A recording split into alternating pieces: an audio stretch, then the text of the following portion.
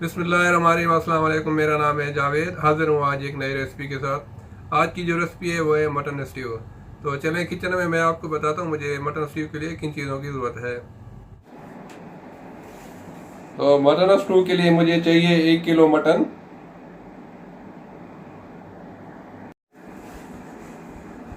मुझे चाहिए तकरीबन 1 पाव प्याज। स्ट्यू में प्याज थोड़े ज़्यादा जाते हैं, तो 1 पाव प्याज है, इसको मैंने काट लिया है लंबा लंबा। और 2 टमेटोज जिसको मैंने छोटा छोटा चॉप कर लिया है। आधा कप चाहिए दही, योगर्ट आधा कप। और मुझे 6 से 7 जवे लहसुन के चाहिए साबित, और 1 इंच का अदरक का टुकड़ा जिसको मैंने लंबा लंबा काट लिया है। और 1.5 टीस्पून चाहिए नमक। और जो मुझे मसाले चाहिए स्टू के लिए, 8 से 10 लाल गोल मिर्च साबित, 1 टीस्पून सफ़ेद ज़ीरा, और 2 इंच का टुकड़ा दालचीनी का, 8 से 10 लौंग, 3 बड़ी इलायची, 6 से 7 काली मिर्च, और आधा टीस्पून मुझे चाहिए जवतरी साबित। तो स्टू में हमेशा खड़े मसाले ही जाते हैं। कुकिंग के लिए चाहिए 3 टेबलस्पून घी, आप ऑयल भी यूज़ कर सकते हैं। तो शुरू करते हैं बनाना स्टू। तो एक पतीले के अंदर सबसे पहले मैं मटन डाल दूंगा,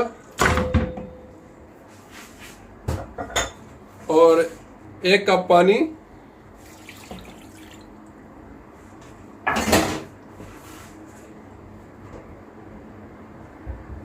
साथ ही मैं डाल दूंगा 1 पाव प्याज,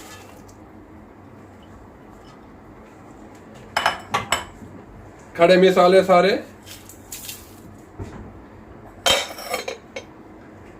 अदरक लहसुन साबित,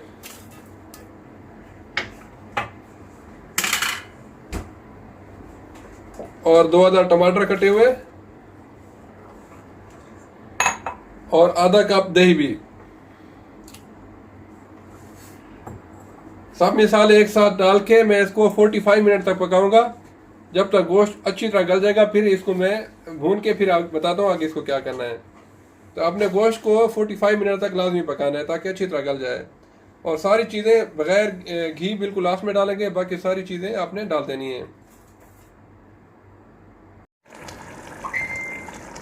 अल्हम्दुलिल्लाह गोश्त काफ़ी गल गया है, तो अभी मैं इसमें घी डाल के 3 टेबलस्पून इसको अच्छी तरह भून लूँगा, जब फिर मैं आपको दिखाता हूँ भून के। अल्हम्दुलिल्लाह मटन स्ट्यू बिल्कुल रेडी है, बहुत अच्छा गोश्त गल गया है अल्हम्दुलिल्लाह। आप इस तरीके से बनाएं और एंजॉय करें, बहुत मज़े का मटन स्ट्यू बनता है।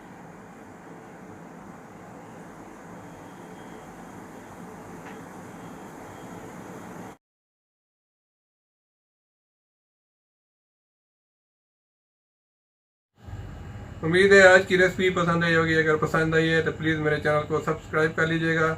इंशाल्लाह जल्द मिलते हैं एक नई रेसिपी के साथ। तब तक के लिए खुदा हाफिज़।